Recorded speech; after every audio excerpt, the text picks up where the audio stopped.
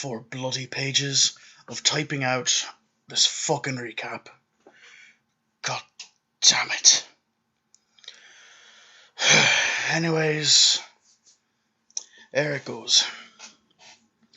When I came to the States, I didn't expect to be a part of the latest metal craze sweeping the nation.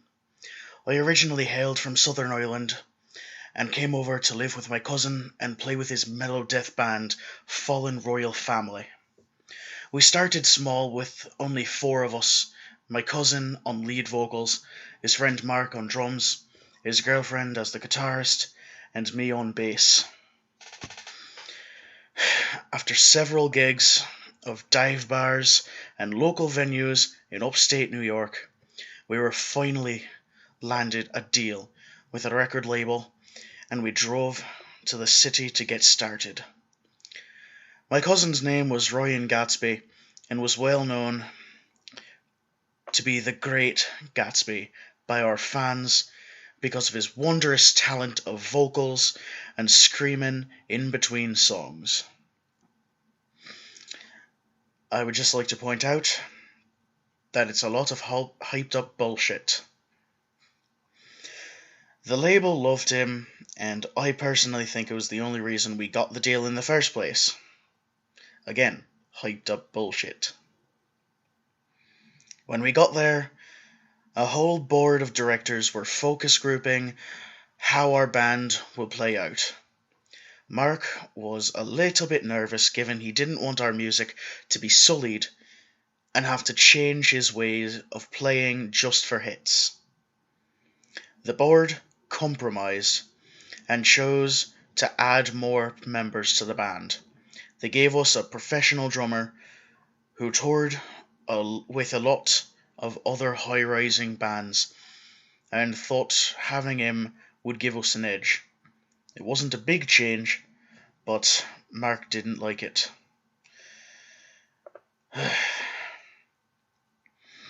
His mentality grew to jealousy, as when we finished a venue, people asked for everyone's autograph but his. Ryan became more infatuated with the high-rising sales of our records and CDs that he started ignoring Mark's request to talk to the higher-ups about the new drummer and felt he was being replaced. Not soon after, Ryan basically told him to suck it up and that sacrifices had to be made to be famous. I personally didn't like that wording. You're just being a little bitch. We got a great deal and we're touring with great bands like Killswitch Engage and playing Mayhem this year. Suck it up and get on with the fucking ball. Were his words exactly. Oh yeah, and I am the only one who actually wants to discuss this. We started out small and worked out our way here. I know there's sacrifices, but I feel like I am still being set aside like a used rag. I thought we were friends. You looked out for me, and we did everything together. Come up with names, wrote lyrics, and even worked our asses off for gigs. Apparently, none of that matters to you anymore. Mark's reply was. Ryan shrugged it off as if it were nothing, and looked away, working on a new song, without any of us giving approval, I might add. The little shit.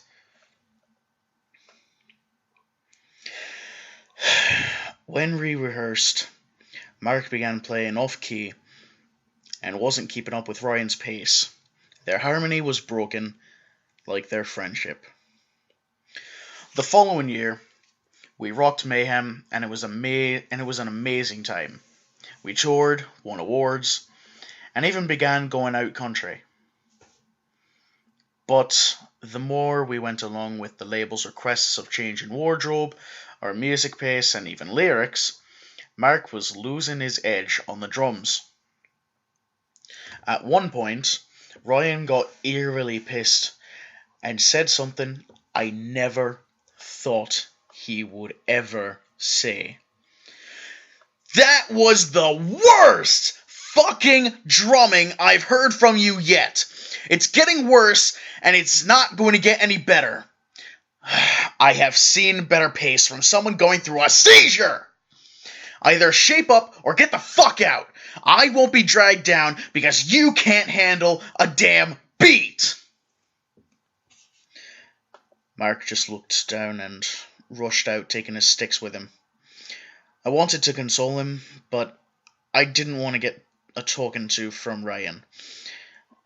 I was already having a distant relationship before, because he wanted a faster bass player, whatever that meant.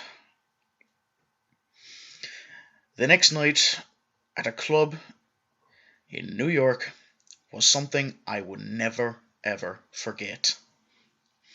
Mark and Ryan fought all morning, and in the afternoon they weren't even talking. Merely Ryan was organising everything, while the new drummer was throwing a new beat.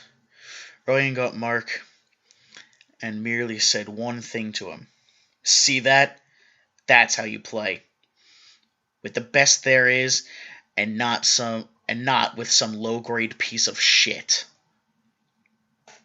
Mark looked devastated and was breaking his sticks over the side of the bus when I looked out. My cousin was out of line, and now I think Mark may have gone over the edge. I tried telling Ryan, but he pushed me aside, saying that he needed to wash before the gig. Mark followed in suit after, and when I got to him, he told me to go on stage and relax. Told me he didn't want me getting involved, and I was the only person who seemed to show concern, if not confronted him about it. I heard a scream from the bathroom and saw a sight I only ever seen in a horror film or gore music video. Ryan had his throat impaled with a broken drumstick and was laying on the floor. I couldn't find Mark at all and went to the bus. I found him with his wrists slit down the middle. He was dead. I called an ambulance, but they couldn't help Ryan. He no longer had a singing voice and overdosed in the club the following month. I went back a few years later with a new band and heard about several murders that occurred. People were found with their throats ripped open. I didn't believe it and thought people were just cracking jokes about Ryan's incident. I talked to the manager asking about the rumours, and all of it was true. He said that the murderer was never caught, and the incidents happened only a couple times a year, and that he was selling the place. I had plenty of money, so I offered a price and had the place spruced up, and I considered closing the bathroom in case another incident occurred. The week before reopening, I was working in the club to make sure the sound was good to go, and was walking past the bathroom when I heard a horrid scratching noise of someone screaming.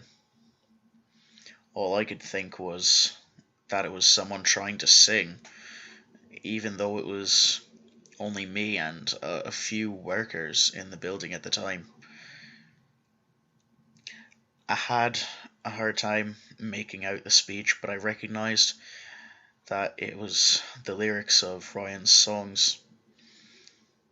I backed out of the hall and outside quickly, thinking of what the fuck was going on, and realised that with his throat stabbed, Ryan's voice was scraggly and messed up. He OD'd in the bathroom, so I guess he's stuck there. The opening went on, and people ended up dead the same way as the others. I just let it happen, and I had to hear the song every night when I worked late. I let Ryan do as he wishes, because in his right, he deserves it. It's not right what he did to Mark, and Mark shouldn't have done what he did. In the meantime, I need to enjoy the sound of music. Someone out there, please help me.